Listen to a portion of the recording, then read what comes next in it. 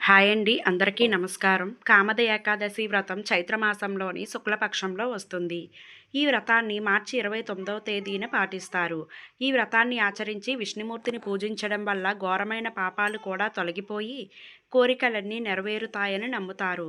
ఈ రోజున తులసిని పూజించడం కూడా చాలా శుభప్రదంగా భావిస్తారు. ఎందుకంటే ఇది విష్ణుమూర్తిని, లక్ష్మీదేవిని ప్రసన్నం చేసుకొని సుఖ సంతోషాలను ప్రసాదిస్తుంది. సనాతన ధర్మంలో ప్రతి నెల కృష్ణపక్షం, శుక్లపక్షం ఏకాదశి నాడు భక్తులు ఏకాదశి వ్రతాన్ని పాటిస్తారు. ఈ వ్రతం విశ్వరక్షకుడు విష్ణుమూర్తికి అంకితం. ప్రతి ఏకాదశి వ్రతానికి ప్రత్యేక ప్రాముఖ్యత ఉంది. కామద ఏకాదశి చైత్రమాసంలోని శుక్లపక్షం ఏకాదశి నాడు వస్తుంది.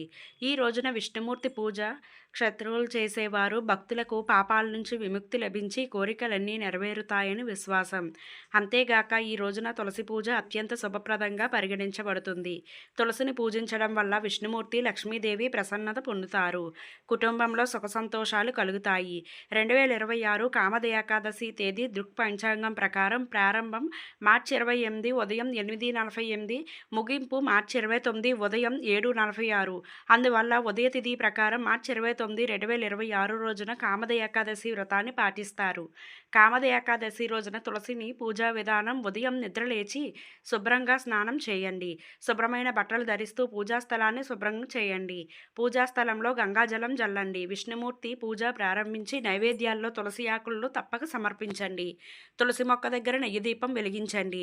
తులసి చుట్టూ 5 లేదా 7 లేదా 12 సార్లు ప్రదక్షిణ చేయండి. తులసి మంత్రాలను జపిస్తూ హారతి ఇవ్వండి.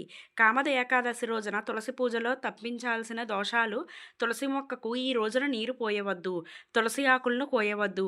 మురికి లేదా అపరిశుభ్రమైన చేతులతో తులసి తాకవద్దు. తులసి దగ్గర బూట్లు, చెత్త బూట్లు లేదా చెత్త వస్తువులు ఉంచవద్దు. నల్లని దుస్తులు ధరించి తులసి పూజ చేయవద్దు. ఈ విధంగా పూజ చేస్తే విష్ణుమూర్తి, లక్ష్మీదేవి ప్రసన్నత పొందుతారు. భక్తులకు సుఖ సంతోషాలు, కోరికలు నెరవేరుతాయి. ఈసారి కామద ఏకాదశికి ఒక విశిష్టత ఉంది. ఇది ఆదివారం వస్తుంది. మరి ఆ రోజు కొన్ని పనులు చేయవద్దంటున్నారు. సనాతన ధర్మం ప్రకారం ఏకాదశి తిథికి చాలా విశిష్టత ఉంది. విష్ణుమూర్తికి అంకితం చేయబడిన ఈ పవిత్ర వ్రతాన్ని ప్రతి నెల కృష్ణపక్ష, శుక్లపక్ష ఏకాదశులు 2 వస్తాయి. అలానే ప్రతి ఏకాదశికి ఒక ప్రత్యేకత ఉంది. అలానే చైత్రమాసం శుక్లపక్షంలో వచ్చే ఏకాదశికి కూడా చాలా ప్రత్యేకత ఉంది. దీన్ని కామద ఏకాదశి అని పిలుస్తారు.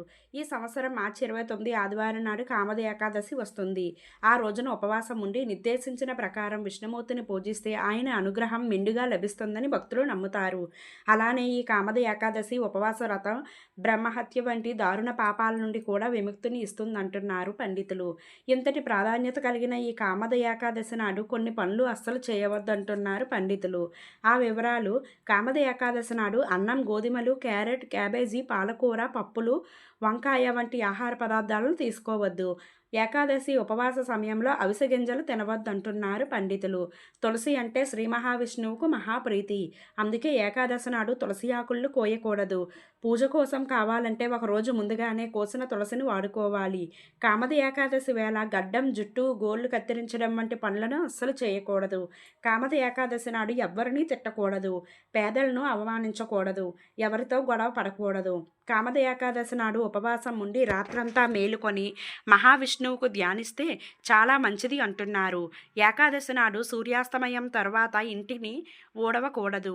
కామద ఏకాదశి నాడు పాత బట్టలు, నూనె, నల్ల రంగు వస్తువులు, ఇనుప వస్తువులు ఆహారం చేయకూడదు. పైన పేర్కొన్న నియమాలను పాటిస్తూ భక్తి శ్రద్ధలతో కామద ఏకాదశి వ్రతాన్ని పాటిస్తే అంతా మంచే జరుగుతుంది. కామద ఏకాదశి రోజున కొన్ని ప్రత్యేక పరిహారాలు చేయడం వల్ల ఆర్థిక ఇబ్బందులు తొలగి కోరికలు నెరవేరుతాయని నమ్మకం. ఈ రోజు పాటించాల్సిన ముఖ్యమైన పరిహారాలు ఇక్కడ ఉన్నాయి. తులసి పూజ: ఏకాదశి రోజున తులసి మొక్కకు నెయ్యి దీపం వెలిగించి 11 లేదా 21 ప్రదక్షిణాలు చేయడం చాలా శుభప్రదం. తులసి కోట దగ్గర ఓం నమో భగవతే వాసుదేవాయ మంత్రాన్ని జపించడం వల్ల ఇంట్లో ప్రతికూల శక్తి తొలగిపోతుంది. ఏకాదశి రోజున తులసి ఆకులను కోయకూడదు. పూజ కోసం కనీసం ముందు రోజే కోసి పెట్టుకోవాలి. విష్ణు సహస్రనామ పారాయణం. ఈరోజు విష్ణు సహస్రనామ పారాయణం చేయడం వల్ల జాతకంలోని దోషాలు తొలగి మానసిక ప్రశాంతత లభిస్తుంది. వీలు కాకపోతే కనీసం వినడం కూడా మంచి ఫలితాన్నిస్తుంది. పసుపు రంగు వస్తువుల సమర్పణ. శ్రీ మహావిష్ణువుకు పసుపు రంగు అంటే చాలా ఇష్టం. దేవుడికి పసుపు రంగు పువ్వులు, పసుపు వస్త్రాలు, అరటి పండ్లు సమర్పించాలి. నైవేద్యంగా కుంకుమ పువ్వు కలిపిన పాయసాన్ని సమర్పించడం వల్ల లక్ష్మీదేవి అనుగ్రహం కలుగుతుంది. దాన ధర్మాలు. ఏకాదశి నాడు చేసే దానానికి అనంతమైన పుణ్యం లభిస్తుంది. పేదలకు అన్నదానం చేయడం లేదా బ్రాహ్మణులకు పండ్లు, పప్పు ధాన్యాలు దక్షిణ ఇవ్వడం శ్రేయస్కరం. ముఖ్యంగా ఎండాకాలంలో మార్చి నెల కాబట్టి చల్లని పానీయాలు లేదా గొడుగులు దానం చేయడం మంచి పరిహారం. రావి చెట్టు పూజ. రావి చెట్టులో త్రిమూర్తులు కొలువై ఉంటారని పురాణాలు చెబుతున్నాయి. ఏకాదశి నాడు రావి చెట్టు మొదట్లో నీరు పోసి దీపం వెలిగించడం వల్ల పితృదోషాలు తొలగిపోతాయి. మంత్రజపం. రోజంతా ఓం నమో నారాయణాయ లేదా ఓం నమో భగవతే వాసుదేవాయ అనే మంత్రాన్ని వీలైనన్నిసార్లు స్మరించడం వల్ల సంకల్పం నెరవేరుతుంది. ఉద్యోగ ప్రాప్తి కోసం అశ్వత్థ వృక్ష పూజ.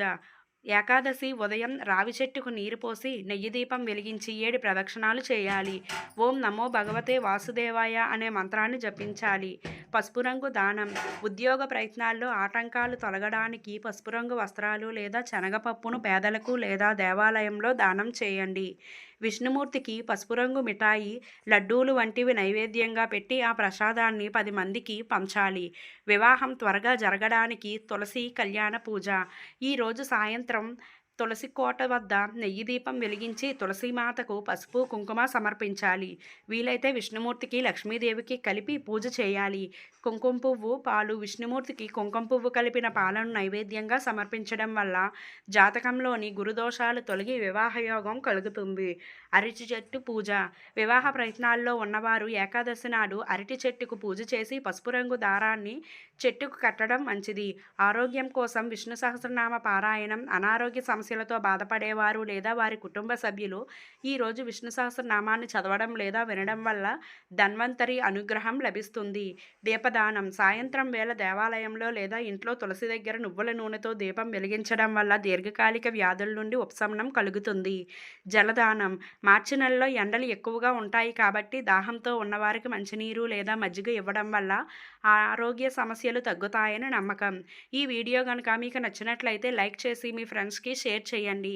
అలాగే జై శ్రీరామ్ అని ఒక చిన్న కామెంట్ పెట్టి ఇలాంటి మరిన్ని వీడియోస్ మీ వరకు చేరాలంటే మన ఛానల్ను సబ్స్క్రైబ్ చేసుకోవడం మాత్రం మర్చిపోకండి.